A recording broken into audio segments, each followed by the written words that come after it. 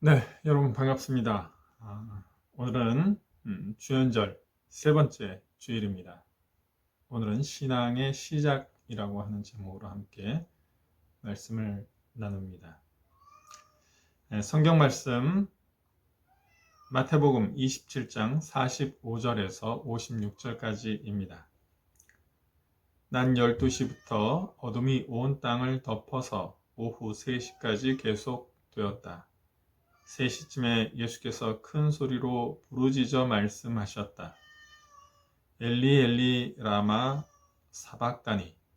그것은 나의 하나님, 나의 하나님, 어찌하여 나를 버리셨습니까? 라는 뜻이다. 거기에 서 있는 사람들 가운데 몇이 이 말을 듣고서 말하였다. 이 사람이 엘리야를 부르고 있다. 그러자 그들 가운데서 한 사람이 곧 달려가서 해면을 가져다가 신 포도주에 적셔서 갈대에 꿰어 그에게 마시게 하였다. 그러나 다른 사람들은 어디 엘리야가 와서 그를 구하여 주나 두고 보자 하고 말하였다. 예수께서 다시 큰 소리로 외치시고 숨을 거두셨다. 그런데 보아라, 성전 휘장이 위에서 아래까지 두 폭으로 찢어졌다. 그리고 땅이 흔들리고 바위가 갈라지고 무덤이 열리고 잠자던 많은 성도의 몸이 살아났다. 그리고 그들은 예수께서 부활하신 뒤에 무덤에서 나와 거룩한 도성에 들어가서 많은 사람에게 나타났다. 백부장과 그와 함께 예수를 지키는 사람들이 지진과 여러 가지 일어난 일들을 보고 몹시 두려워하여 말하기를 참으로 이분은 하나님의 아들이셨다 하였다. 거기에는 많은 여자들이 멀찍이 지켜보고 있었는데 그는 예수께 시중을 들면서 갈릴리에서 따라온 사람이었다. 그들 가운데는 막달라 출신 마리아와 야고보와 요셉의 어머니 마리아와 세베대의 아들들의 어머니가 있었다. 네, 죽음의 의미는 무엇일까요?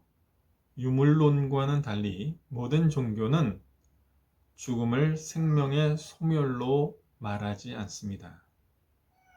인간은 영원한 것과 연관되어 있습니다. 지옥이라는 개념도 죽은 이후의 생명의 영원함을 전제하고 있습니다. 이렇듯 종교에서 죽음이란 끝이 아니므로 어떤 의미를 포함하게 되는데 징벌과 희생이 그것입니다. 죽음을 희생과 관련하여 생각할 때 두 가지 희생을 이야기할 수 있습니다. 먼저 죽음은 더 나은 삶을 위한, 즉 자신의 부활을 위한 것입니다. 지금의 희생이 후에 더 나은 삶을 살 수 있다는 희망의 메시지라는 것입니다. 젊은 시절의 애씀과 수고가 노년의 삶을 풍부하게 한다는 생각은 오래된 전통입니다. 이러한 생각은 이번 생애의 고난이 하늘나라 혹은 다음 생에서의 보다 나은 삶으로 이어진다는 종교적 신념과 이어져 있기도 합니다. 이것은 기복신앙의 기초입니다. 다른 하나는 타인을 위한 자기 희생입니다. 우리의 생명은 타자의 죽음과 절대적으로 관계를 맺고 있습니다.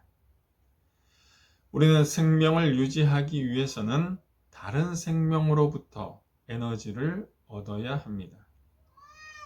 생명은 한때 살아있던 것의 죽음에 전적으로 의존하는 것입니다. 오랜 종교적 전통 속에서 행해져 왔던 희생 제사 속에는 이것에 대한 감사와 경건함이 담겨 있습니다. 나아가 위대한 성인들과 함께 시작된 종교들, 저는 이것을 고등 종교라고 부르겠습니다. 이러한 종교들은 타자를 위한 자기 희생이 보다 나은 공동체의 삶을 기대할 수 있다는 것을 가르쳐 줍니다. 우리는 타인을 위한 자발적 희생과 죽음이 위대한 종교의 가르침인 것을 알고 있습니다. 이렇게 진정한 신앙의 기초는 자기 희생, 즉 타인을 위한 자기 희생입니다. 이제 본문 속에서 우리는 유대인의 왕이라고 하는 신앙의 죽음에 대해서 생각해 보려고 합니다. 엘리 엘리 라마 사박다니, 나의 하나님 나의 하나님 어찌하여 나를 버리셨습니까?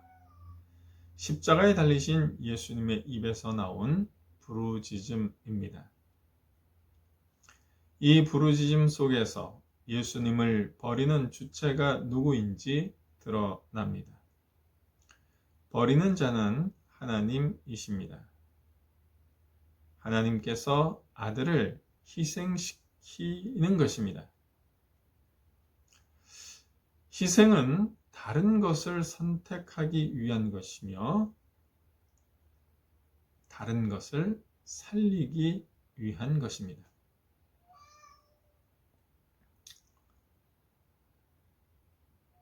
예수님의 버림은 다시 거두어 드리기 위함이 아닌 것입니다.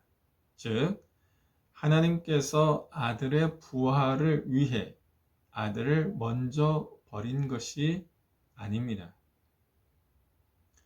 사람들을 구원하기 위해 부활이 필요하며 그래서 먼저 예수를 죽음에 이르게 하셨다는 그러한 생각은 예수님의 실체로서의 육체를 부정하는 가현설의 일종인데 그것은 우리의 신앙이 아닙니다.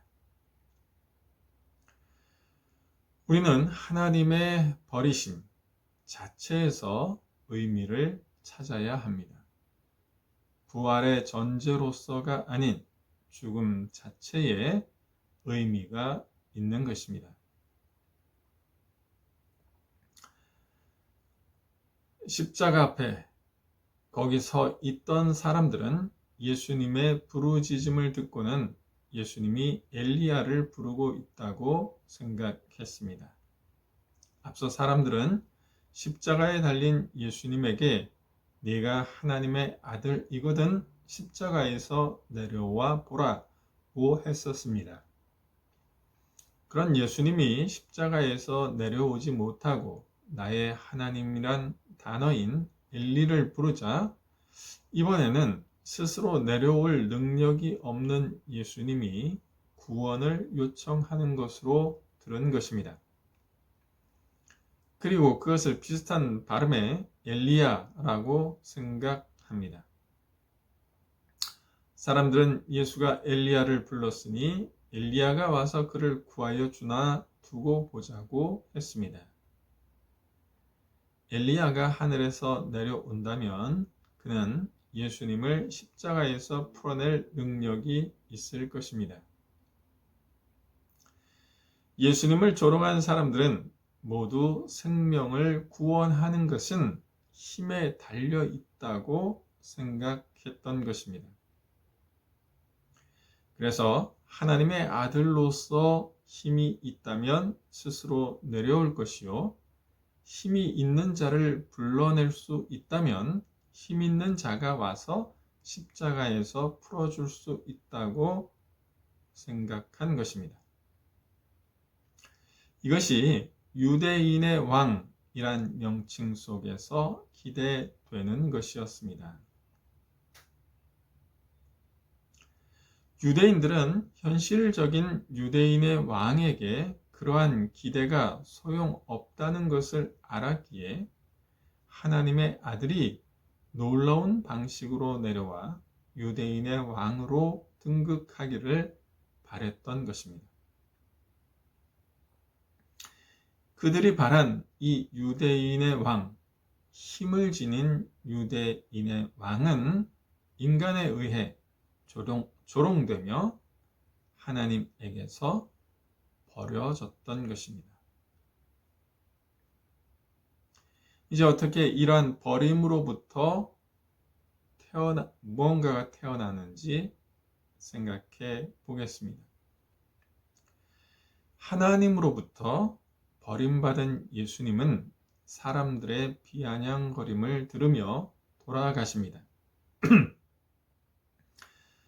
그분의 죽음과 더불어 힘을 바탕으로 한 성전 신앙은 죽었습니다. 유대인의 왕은 죽었습니다.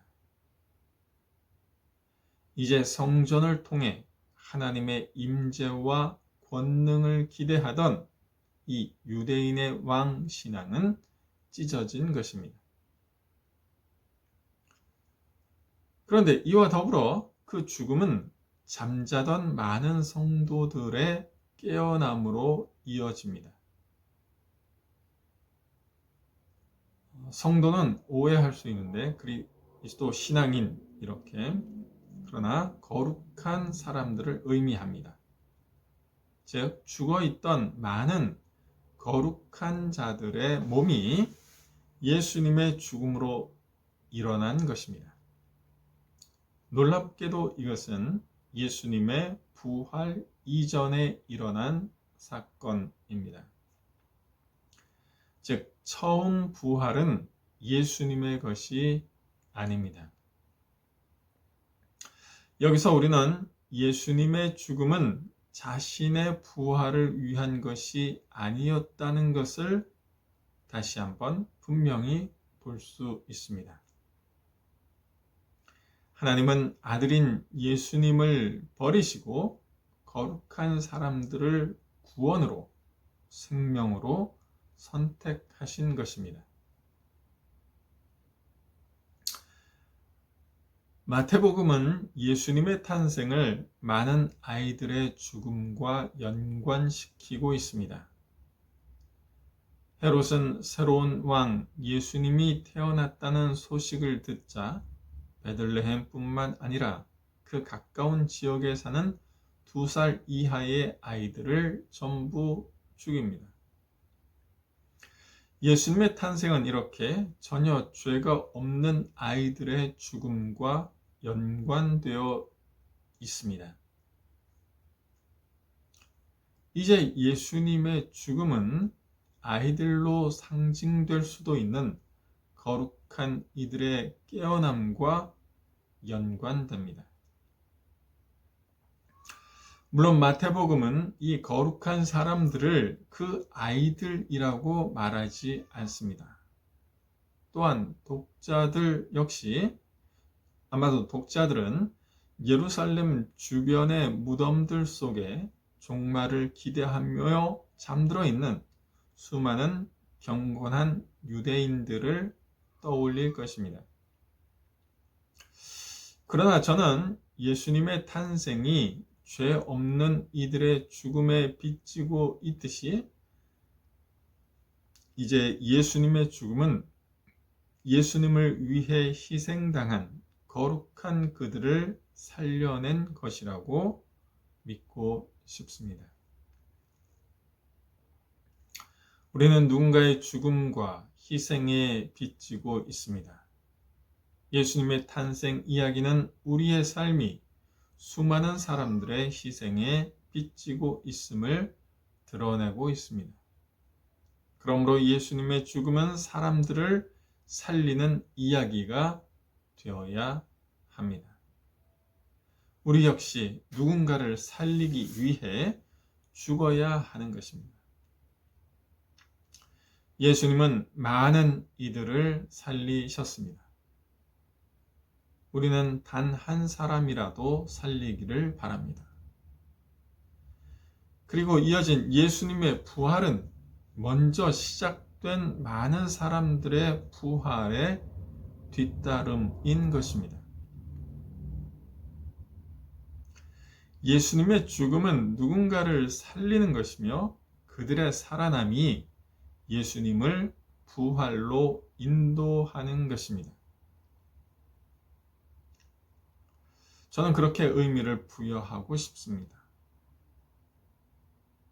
누군가를 살리는 것은 유대인들의 바람과는 달리 힘이 아니라 희생입니다.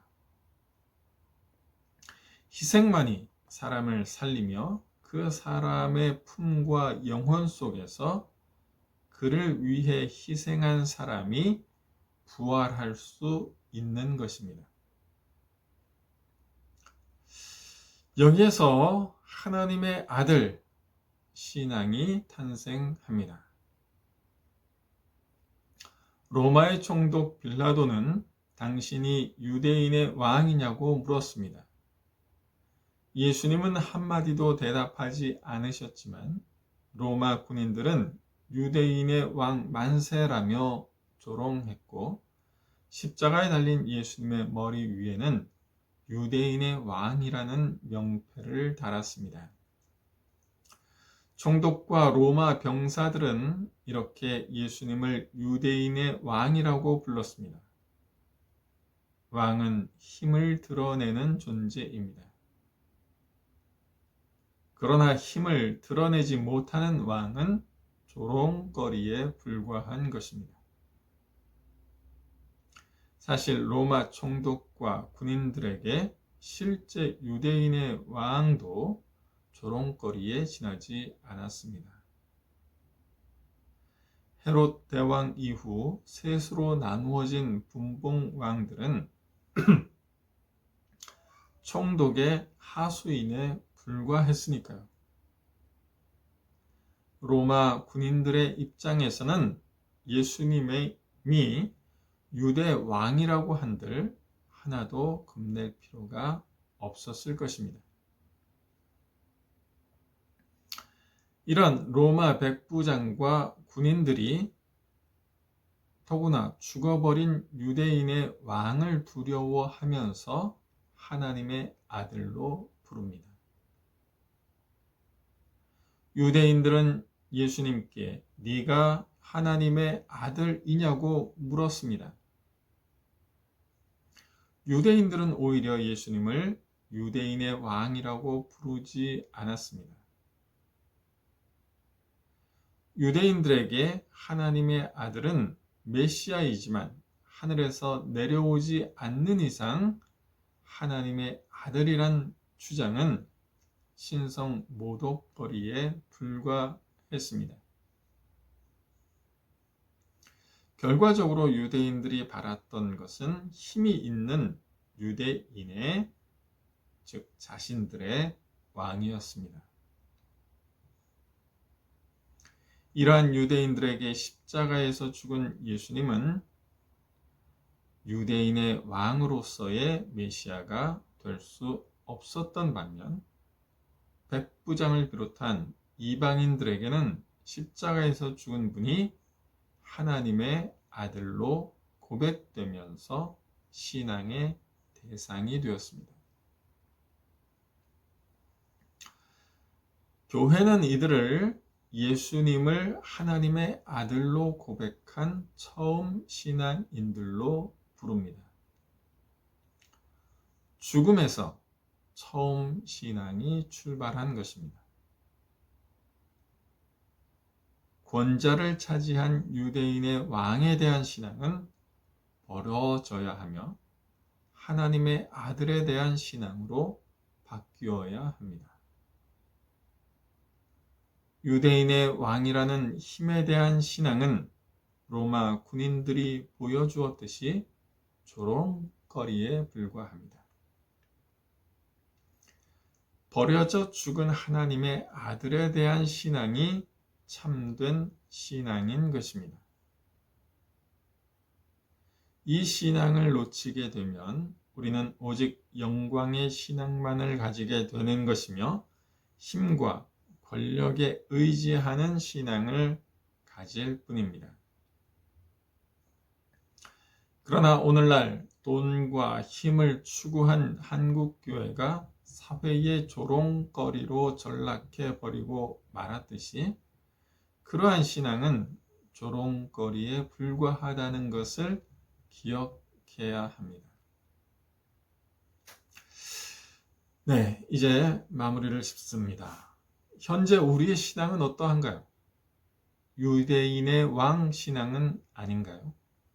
힘 있는 자가 우리를 구원할 것이라는 신앙 말입니다. 이들은 교회에 자신의 이것저것을 바칩니다.